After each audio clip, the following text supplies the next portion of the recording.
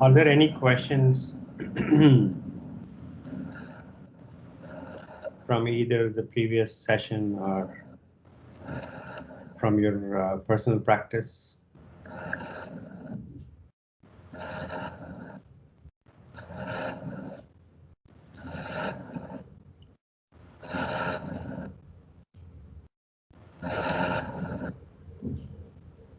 So Jay, I have a question.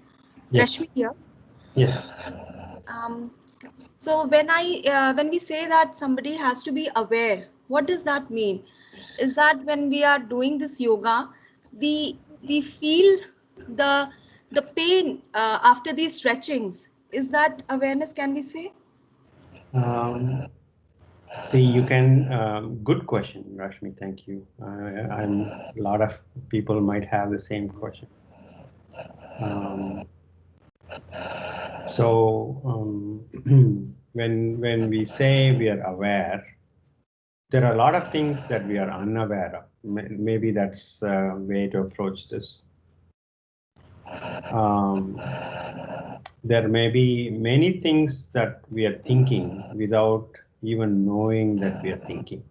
We may be feeling many things without even knowing, or without um, we become kind of entangled in that so much that there is no space from where to see those things. And we have this remarkable ability to stand back and look at what we feel, what we think, and that ability we have. And being aware is to exercise that ability to not be merged with whatever that is happening, which is our normal life, and to exercise that ability to create a bit of a separation and see what is happening. And so when you say I have pain here, or I feel the stretch here, I feel the load here, or I'm frustrated. Usually, you might be going through these pains and frustrations. And when you're going through those pains and frustrations, you are very much identified, let me put it that way, identified with those. And there is this fantastic ability that we have to be not identified with that and look at it as if we are a witness. And so being aware is to be the witness of what is happening. It can be pain or pleasure, either bodily pain or pleasure, or psychological pain or pleasure. Oh, he said something so hurtful, right? And when we feel that emotion and we think of that event again very compulsively, and we match that thought of the event and the emotion very tightly. And so we feel very bad about what he said. And that triggers a thought about that event or about that person that automatically continues us in the same negative, bad feeling. And this we do compulsively without awareness. And what the practice is on the mat is to listen to the instructions and follow the instructions and be or practice being the witness to what is happening.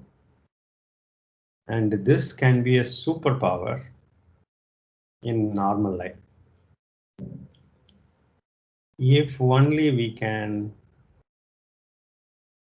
be a witness to what is happening in our own body and mind, and by extension in the world, that is a superpower. Where you don't have to be a slave to the compulsive thought patterns that have formed over the years. And so we may be holding a grudge for years together. And we may not let go of it because every time something triggers that, there is a thought that comes that sustains it. And we keep fanning that with compulsively without any choice about it. Let's put it that way. And practicing being the witness gives us a choice. And that choice is freedom. And hence it's a superpower. And it begins very innocuously when I say, observe your breath. And when you feel your breath in the body, now you're the witness to the event or the process. Everything is a process. And you have this point of view of the process that is happening, and whatever the process is. And when you are in that kind of a mode of being aware or paying attention to what is happening, it gives us a choice, possibly, and free ourselves from this needless suffering that comes out of our compulsive behaviors, compulsive thought patterns. I don't want to eat junk food, and we might mindlessly going to,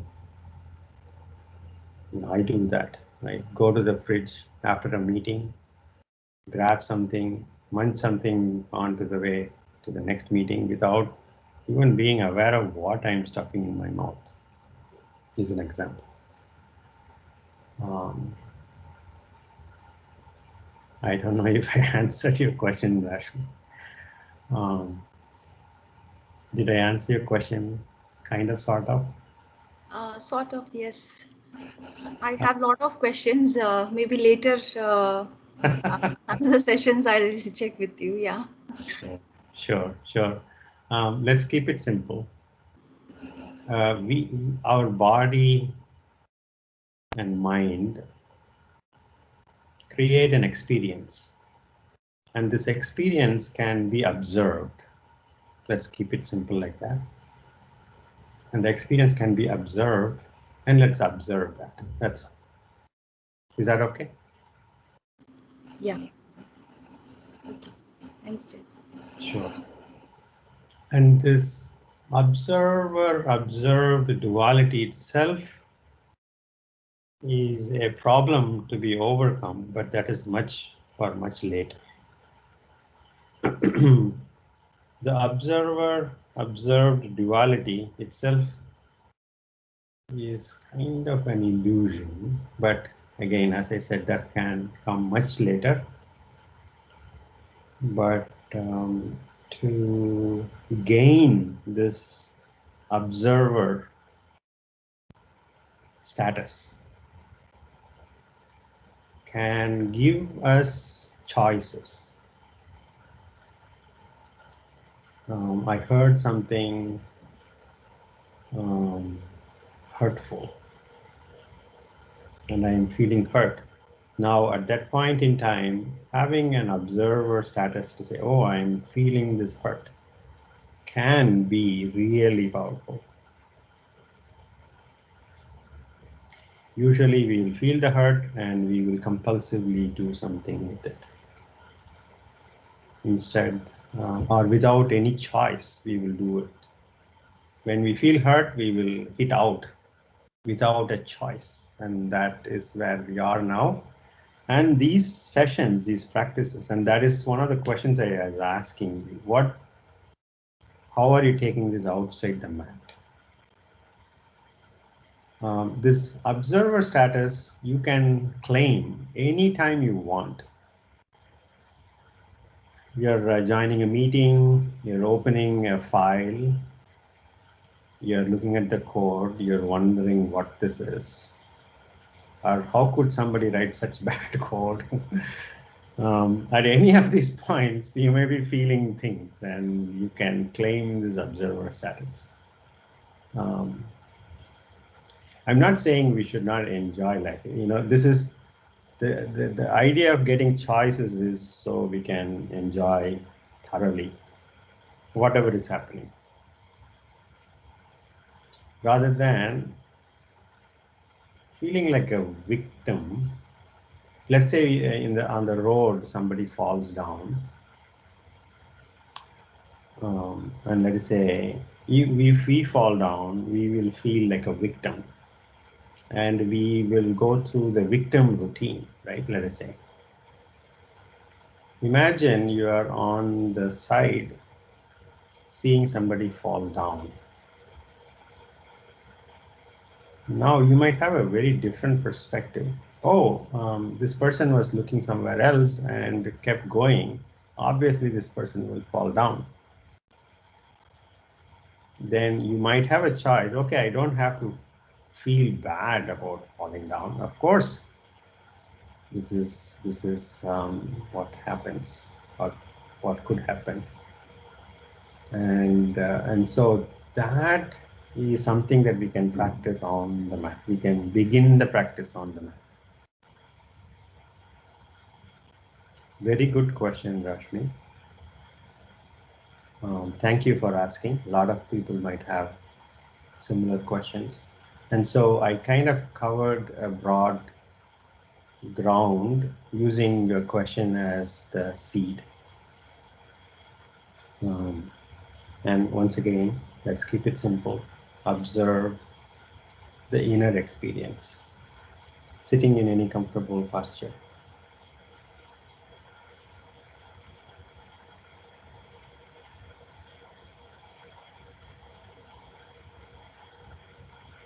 Eyes softly closed.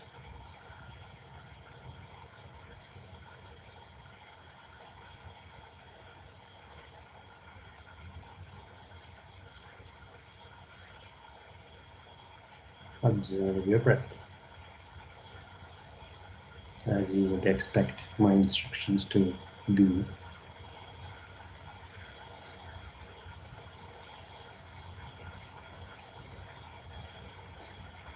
We have this ability to observe the process of breathing. Everything is a process. Nothing is static.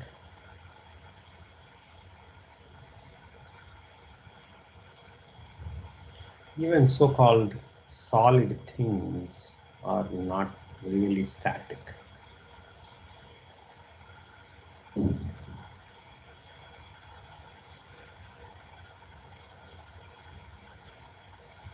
They have a formation, but everything is buzzing.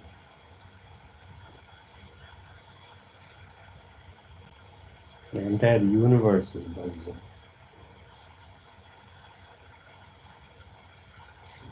Among the universal buzz, there is this little process of breathing.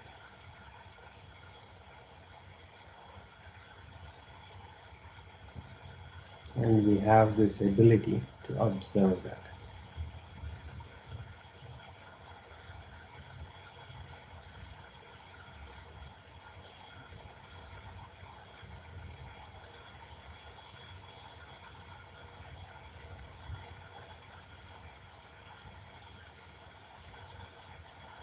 Three deeper breaths.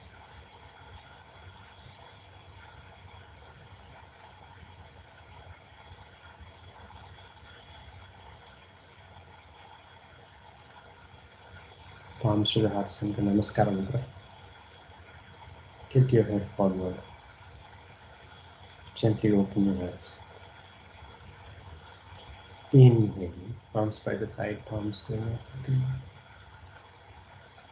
Exhale. Exhaling, palms coming down to the chest, looking down. Inhaling up. Exhaling up. Inhaling up. Exhaling out. Inhaling up. Exhaling out. One more down. Inhaling up. Exhaling. Release. Come up to standing.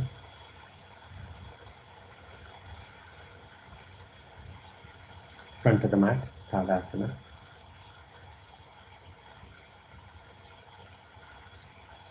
Namaskaram. 3 rounds of Surya Namaskara.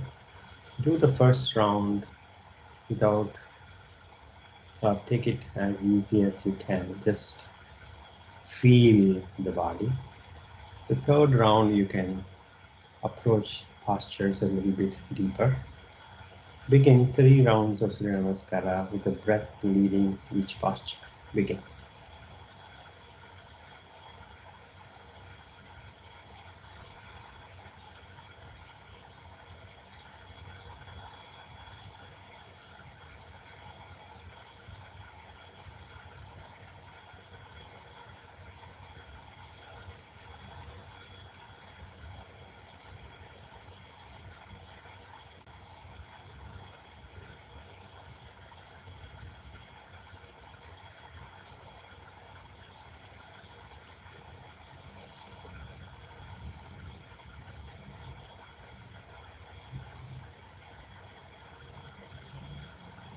Remember, you are doing the postures to breathe.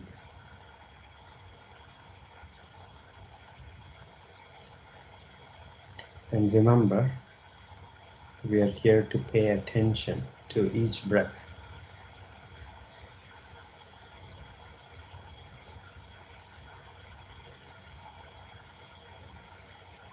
Observing some particular thing is attention or focus.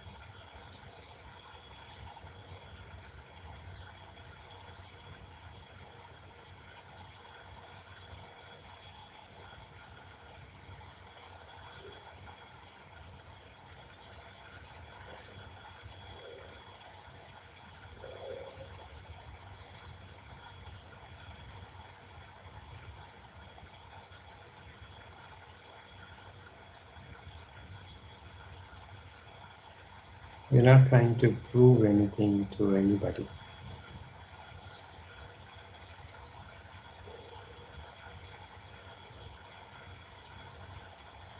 So no need for any aggression.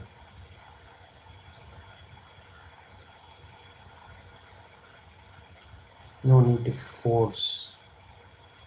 And yet, diligence, practicing to the best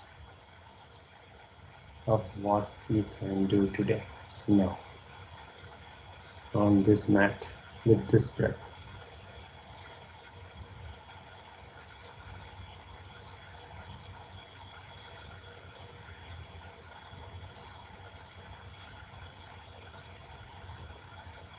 After completing 3 rounds, stand relaxed, feet comfortably apart, arms relaxed. Stand relaxed in awareness of your own body, how it feels. After 3 rounds of Surya Namaskara, you might feel you might observe sensations. different maybe from normal perhaps. Or perhaps you're just becoming more sensitive to what is happening, which might all the time be happening. We may not be paying attention.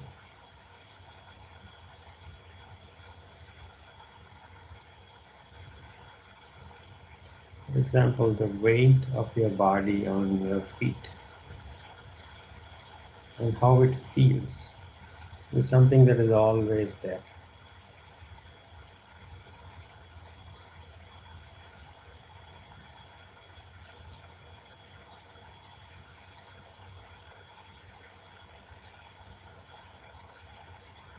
Let's approach a few backward bending postures.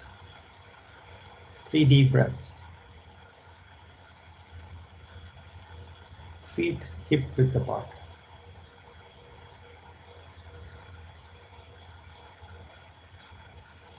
Arms up, palms facing the front. Moving the pelvis forward, look up at the ceiling. Move your pelvis forward further, raise your chest up toward the ceiling. Take your arms toward the back wall.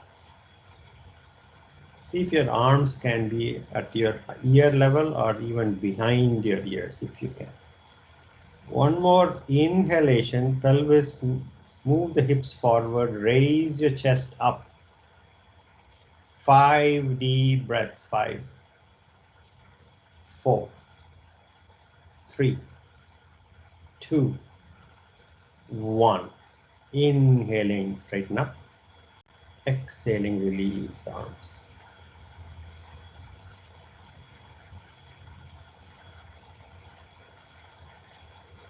Feet can be hip width apart, so you're stable when you're doing these back bend postures. Even the Urdhva Hastasana, when we do in Surya Namaskara, we keep the feet together. Let's approach these postures with feet apart. Take a deep breath, exhale. Arms up, palms facing the front. Lower the arms to the side a bit. The arms are falling to the sides just a bit, maybe about 45 degrees. Next inhalation, pelvis moving forward, chest rises up. Arms, let the arms loose behind you as much as you can. 5, 4, 3, 2, 1. Inhaling, straighten up. Exhaling, release the arms.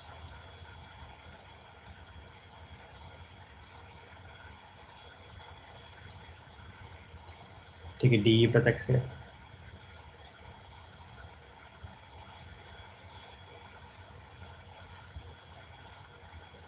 Hands on your waist. Let's do a bit of a forward bend before we proceed. Hatha Uttana we practiced in the last session. Take a deep breath. Exhaling, bending from the hips. Bring your upper body parallel to the ground. Knees can be slightly bent. Look to the front. Now stretch your arms to the front. Gazing at your thumbs. 5, 4, 3, 2, 1. Hands on your waist. Inhaling, come up. Release arms.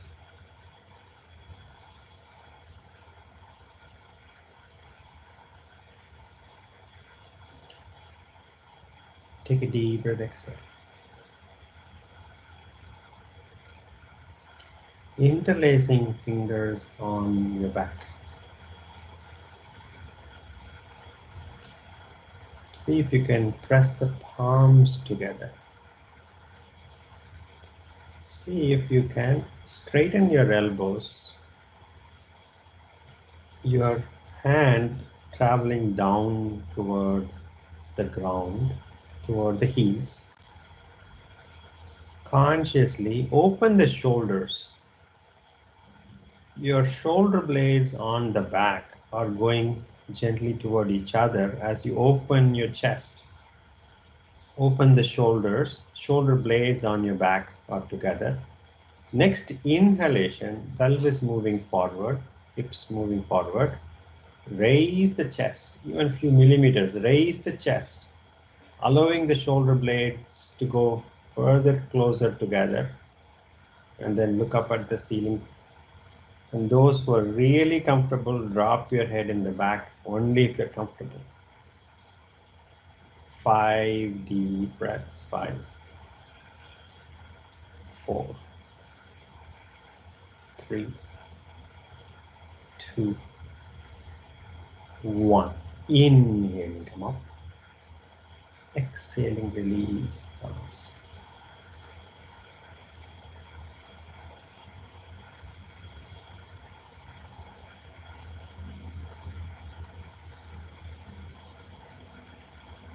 Ardhakati chakra practice.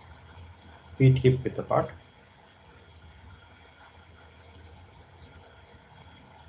Right arm up toward the ceiling. Inhaling, reach up. Next exhalation, right hip going toward the right wall, left fingers reaching for the ground, bend toward the left side. Your right arm is behind your right ear. Turn and look up at the ceiling. 5, 4, 3, 2, 1. Inhaling center. Exhaling, release. Take a deep breath, exhale. Left arm up. Inhaling, reach for the ceiling. Exhaling, bend toward the right side. Left arm behind your left ear. Turn and look up at the ceiling. Right fingers reaching for the ground. Gently. Left hip going toward the left wall with the next exhalation. 5, 4, 3, 2, 1. Inhaling, straighten up. Exhaling, release. Take a deep breath, exhale.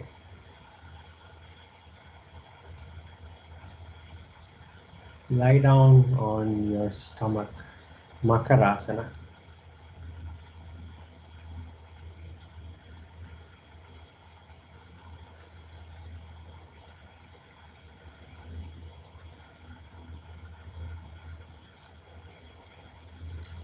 Feet comfortably apart. Even off the mat is fine. See if pointing the toes away from each other, placing the inner feet on the ground is comfortably relaxing your lower back. If that is not, you can try pointing the toes toward each other and see if that relaxes the lower back. And not, then you can point the toes toward the back wall. Whichever way, find a way to relax your lower back. Some of these postures can strengthen and be the antidote for back pain if you have them, or to avoid the back pain if you don't have them.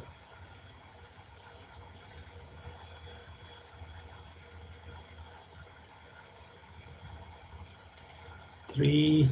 Now When you're in makarasana, your stomach and rib cage has to kind of go through a restriction on the mat, and so you might feel the breath more on your back. Have you noticed that? The rib cage might be expanding more on the back, and perhaps even the lower back, you might feel expansions.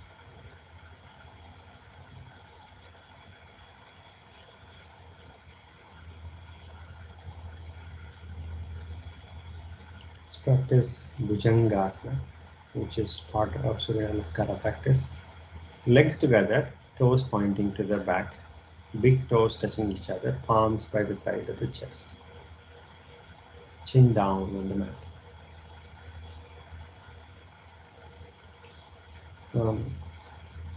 In fact, take the arms close to the body, stretch the arms close to the body, stretch the arms toward the back wall, palms facing up, a variation of Bhujanga. Inhaling, chin up, head up, chest up, as much as you can, using your abdomen muscle strength. Now both legs are on the ground, big toes are touching each other, toes pointing to the back wall. 5 deep breaths. 5, 4, 3, 2, 1. Slowly release the chin down to the mat. Makarasana.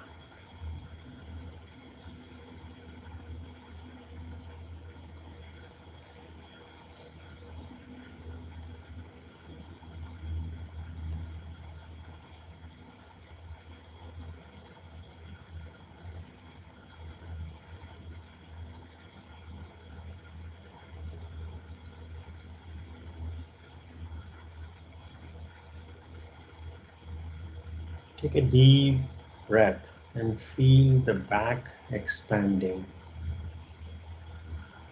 more than usual.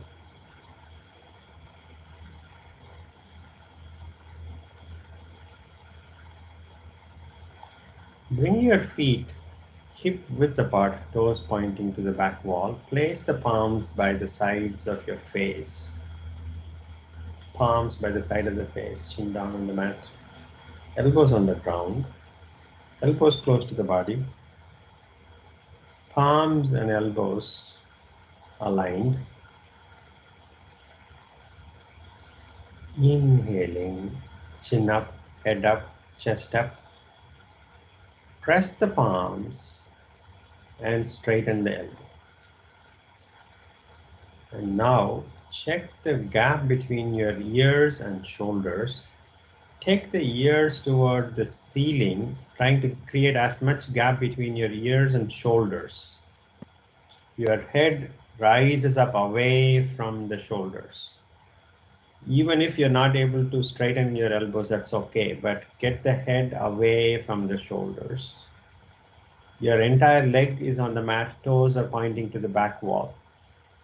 Sanjay, press the palms and straighten the elbows. Yes. 5 deep breaths. 5, 4, 3, 2, 1.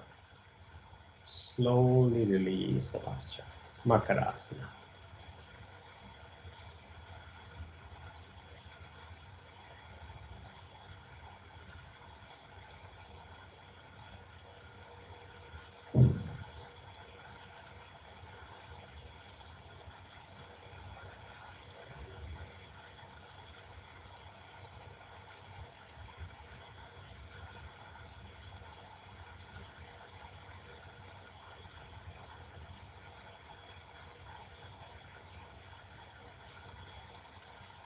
Let's approach Ashtanga Namaskara in a different route. Legs together, palms by the sides of your chest, as in Bhujangasana. Now tuck your toes in, lift your seat bones up, and walk your knees forward as much as you can. Keep the chest in place. Don't move the chest at all. Don't move the palms. Don't move the chin. Walk your knees forward as much as you can. Ashtanga Namaskara. Once you reach the final posture, no more movements. Watch your breath. 5, 4, 3, 2, 1. Slowly walk your knees back. Makarasana.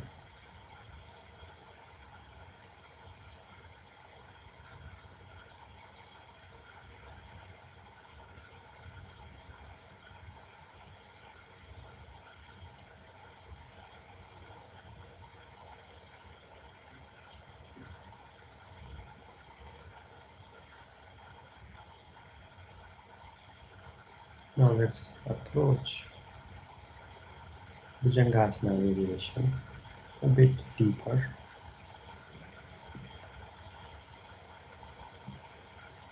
Or it is more like urdhva mukha svanasana variation. Bring the legs hip width apart, toes pointing to the back, palms by the side of the face, chin down on the mat, elbows and thumbs in a straight line, closer to the body, elbows close to the body. Now bend your knees and bring the lower legs up. Bend the knees, bring the lower legs up. Your heels going toward your glutes or the lower back. Toes can be pointing up. Now press the palms, inhaling, chin up, head up, chest up. And straighten the elbow as much as you can.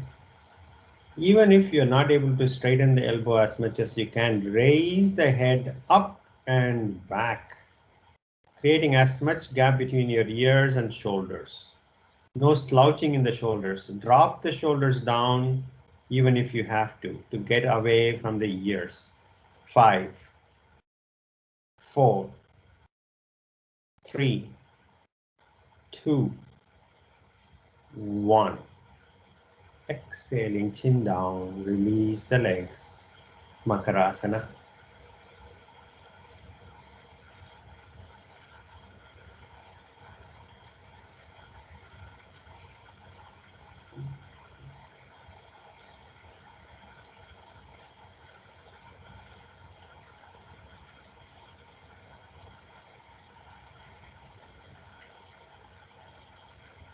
Remember, you can keep the feet position however you need to relax the lower back.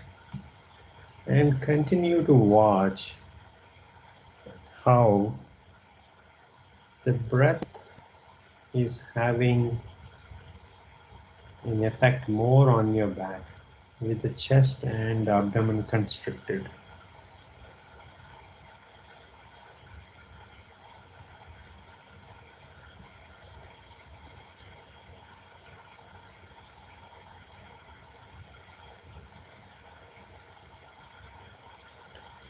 Let's practice another variation of bhujangasana. Bring the legs together, toes touching each other, big toes touching each other, toes pointing to the back. Take the arms closer to the body, palms facing up, chin down on the mat. Take a deep breath, exhale. Interlacing fingers on the back. If you can, press the palms together.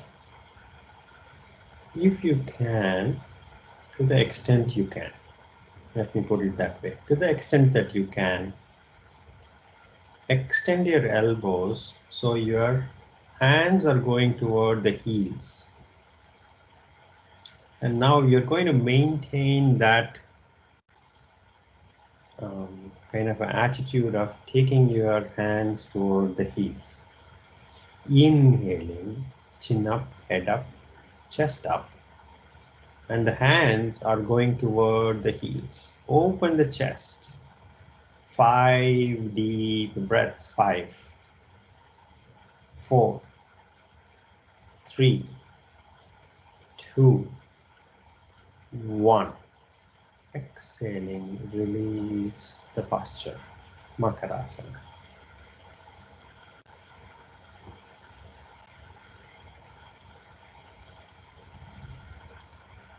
Another posture that you can use to relax is Matsya. From you can practice this with bring the legs hip width apart, toes pointing to the back. Now start bending your right knee. Keep the right knee on the floor. Start bending the right knee and bring the right knee up toward the chest.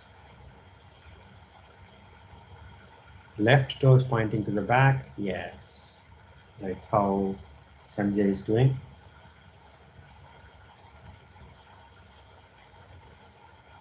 This is another way to relax your back, lower back. Whether you're resting or actively in a particular posture, observation continues of your inner experience, whatever that may be. We are not reaching for a particular experience of nirvana or anything of that sort. We are merely observing whatever is happening. We are not running to an experience or running away from an experience. We simply diligently follow the practice and observe.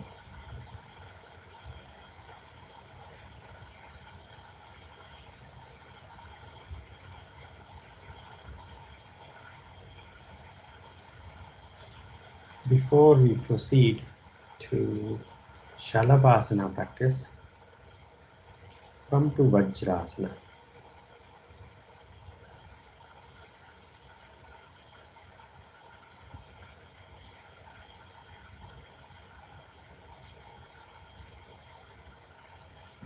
Relax the shoulders. Make any movements that you feel are necessary to relieve any pressure, tension. Shashankasana. Separate your knees and allow your abdomen and chest to go toward the mat. Elbows can be comfortably resting on the mat.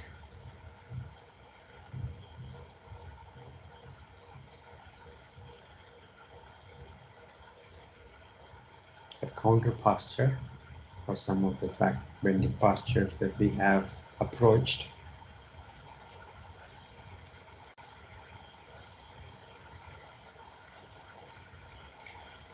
As you continue to practice with awareness, some of these counter postures may not be necessary because you are always practicing in awareness, and so you are not crossing the line into aggression.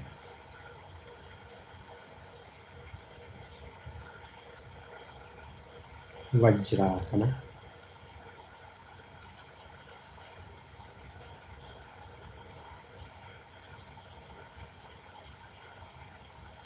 Lie down on your stomach. makarasana.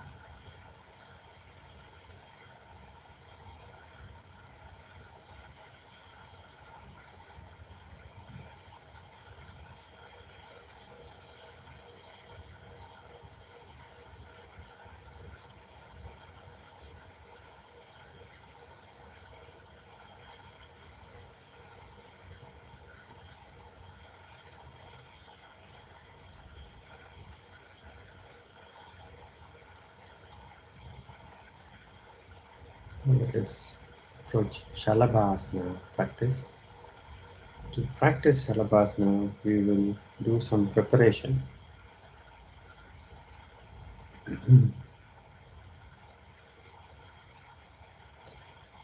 Take your arms to the front, parallel to each other, chin down on the mat. Legs can be hip width apart.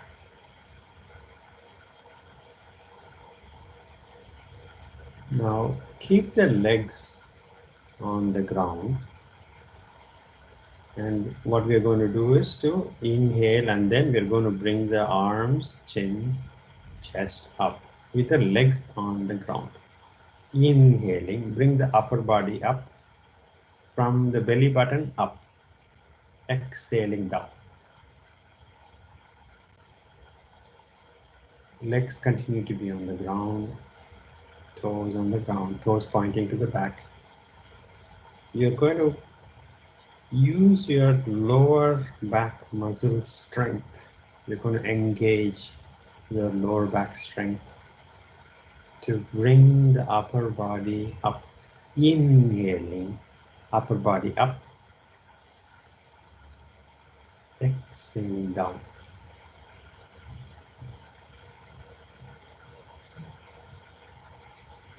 One more round. Inhaling, upper body up. Exhaling down. Take a deep breath. Exhale.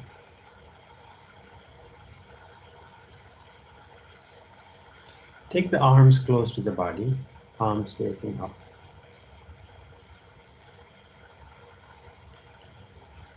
You can even slide the palms underneath the thighs. Now, you're going to keep the chin on the ground. Get the right leg up with the right hip closer to the right palm.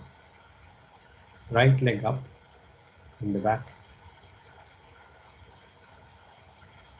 You're not opening, you're not rotating your hips open. The hips are facing down. Both hips are facing down, just the legs are going. Exhaling, right leg down. If you started the legs hip width apart, you can bring the legs together for this practice. Bring the legs together. Left leg up. Toes pointing to the back.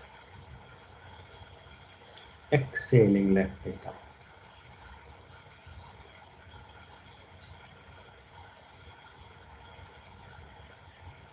As again, something you can watch. When you lift the leg on the back, see how you can feel the entire back working like a team. The entire body is actually working like a team all the time. But you can observe how all the back muscles are helping and how the left side muscles are also recruited to balance. Just with a simple inhaling, lifting your right leg up, observe all the parts of your body engage, lifting your right leg up. 3, 2, 1. Right leg down. By the way, this movement we don't normally do in our life, in this lifestyle. These are really good at strengthening the back to avoid back pains with the kind of lifestyle we have. Next inhalation, left leg up.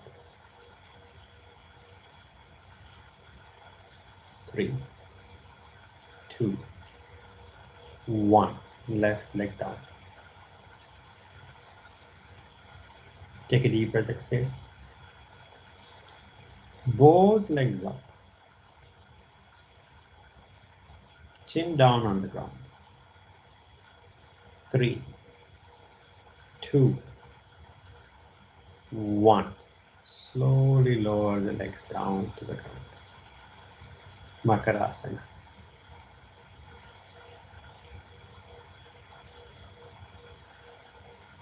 Remember, no aggression. Even if you are able to take 2 inches off the mat, that is okay. Then you can reach for the 3rd inch or 2.5 inch and see if your edge has moved from 2 inch to 2.5 inch.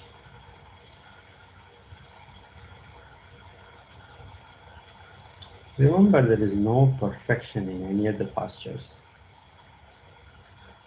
There is a spirit of the posture, and all that is expected is you follow the instructions as diligently as you can, and that is perfection. What the body allows today, what your mind allows with this breath, that is all is needed. Nothing more as in aggression, nothing less as in not diligent.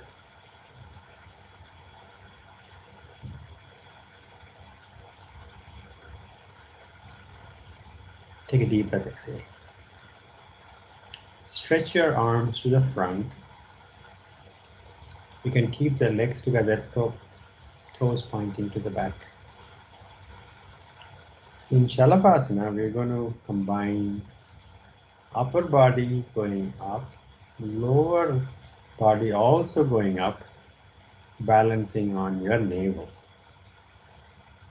You would have to continue to breathe. Don't hold your breath in any of the postures. Inhaling, arms up, chin up, head up, chest up, legs up.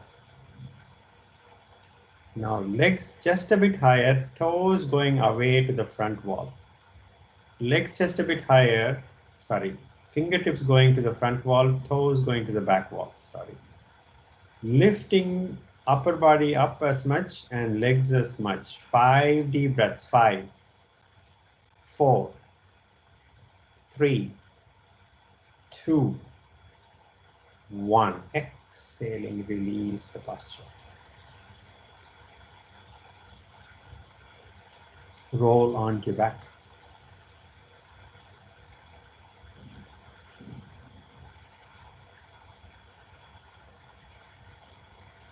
Keeping the legs together, relax your feet. Arms close to the body, palms facing down.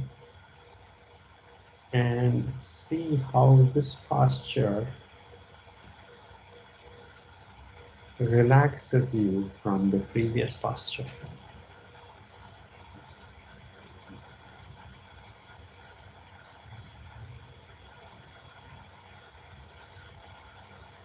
Hug your knees, rock back and forth.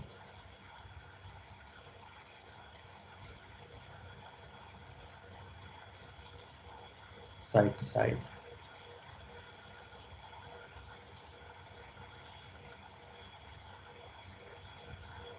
Settle back down and release the legs. Make any final movements that you feel is necessary. Proceed to Shavasana.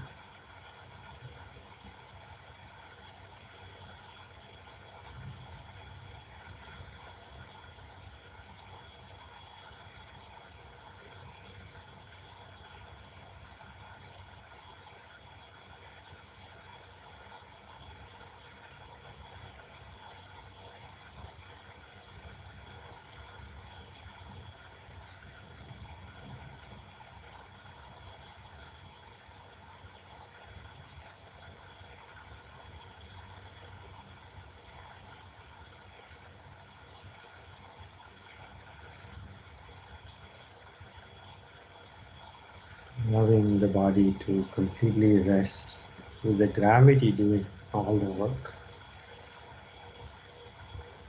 And you're observing, being aware, paying attention. All the different words that I use of your breath. You can feel the breath in the abdomen area.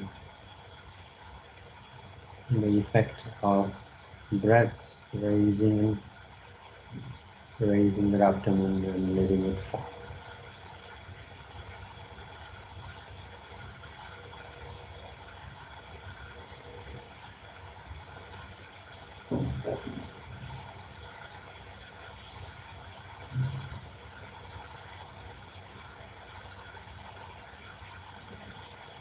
We are born with every breath.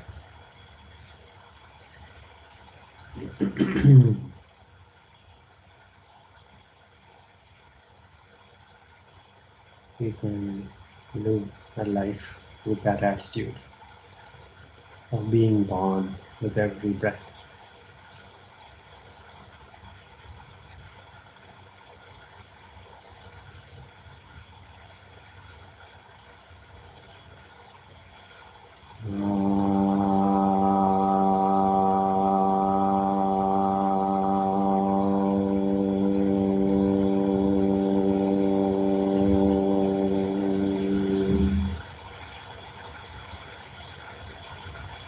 Shanti, Shanti, Shanti.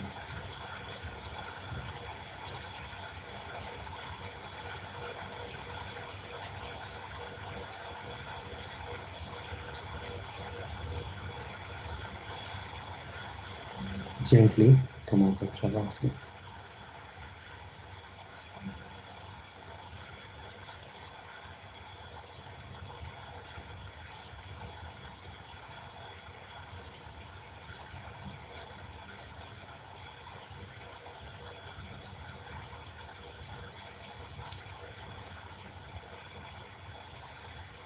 Sitting in any comfortable posture, eyes closed. Spine comfortably erect. Take your hands back. Inhale, grow taller. Exhaling, bending forward. Thank you, Mother Earth. Inhaling, come up.